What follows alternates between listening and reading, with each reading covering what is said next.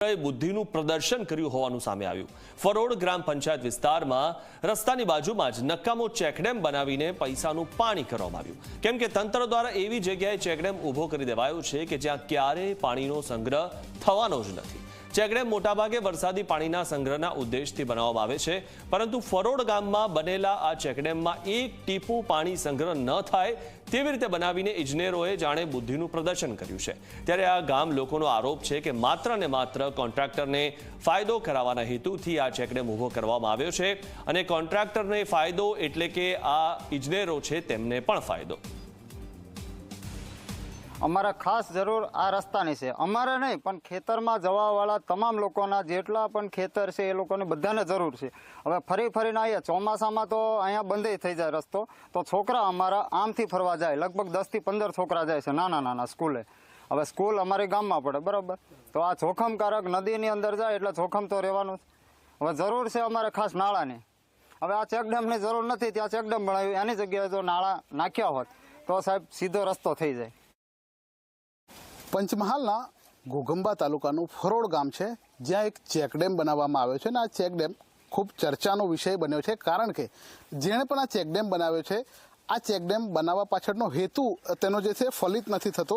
પહેલી નજરે જ હાસ્યાસ્પદ લાગે તેવા આ દ્રશ્યો છે। જોઈ શકો છો આપ કે આ જે ચેકડેમ બનાવવામાં આવે છે તેની ઉપર એક ઢોળાવ છે, એટલે જે ચેકડેમનો બનાવવાનો મુખ્ય ઉદ્દેશ્ય પાણી સંગ્રહિત કરવાનો હોય છે। ચોમાસાનું જે પાણી છે તેનો સંગ્રહ થાય તે માટે આ ચેકડેમ બનાવવામાં આવતો હોય છે, પરંતુ આપ જોઈ શકો છો મહાત્મા ગાંધી રાષ્ટ્રીય ગ્રામીણ બાંહેધરી યોજના એટલે કે મનરેગા વિભાગ દ્વારા આ ચેકડેમ 1,69,000 જેટલી માતબર રકમથી 2023-24માં બનાવવામાં આવ્યો હતો। કામ પૂર્ણ થયાની તારીખ, શરૂ થયાની તારીખ તો લખવામાં નથી આવી, પરંતુ કિંમત લખેલી છે અને સર્વે નંબર લખેલો છે। હાલ આપ જોઈ શકો છો આ જે ચેકડેમ છે તે એકદમ રસ્તા પર બનાવવામાં આવે છે। હવે જે બનાવનાર એન્જિનિયર છે તેને આ જે રસ્તાની બાજુમાં જ ચેકડેમ બનાવ્યો છે, તે શા કારણે બનાવ્યો છે તે એક ચર્ચાનો વિષય છે, કારણ કે અહીંયા કોઈ પાણી રોકાવાનું નથી, પાણીને આળા કરી શકાય તે પ્રકારની પણ કોઈ સ્થિતિ નથી, એટલે કયા પ્રકારે આ ચેકડેમ બનાવવામાં આવે છે ને તેનાથી પણ નવાઈ પમાડે તેવી વાત છે કે જે આ ચેકડેમ બનાવવામાં આવ્યો છે તેનાથી થોડે દૂર જ એક નાળું જે છે નદી જેવું પસાર થાય છે।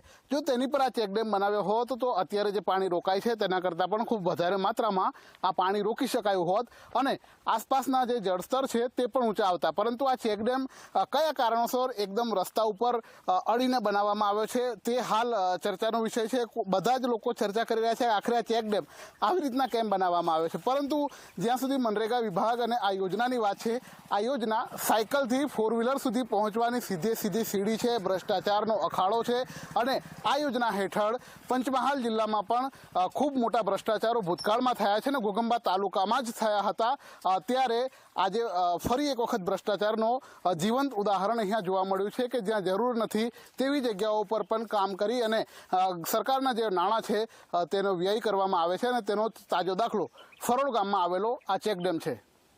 જયેન્દ્ર ભોઈ, ઝી24 કલાક, ઘોઘંબા, પંચમહાલ।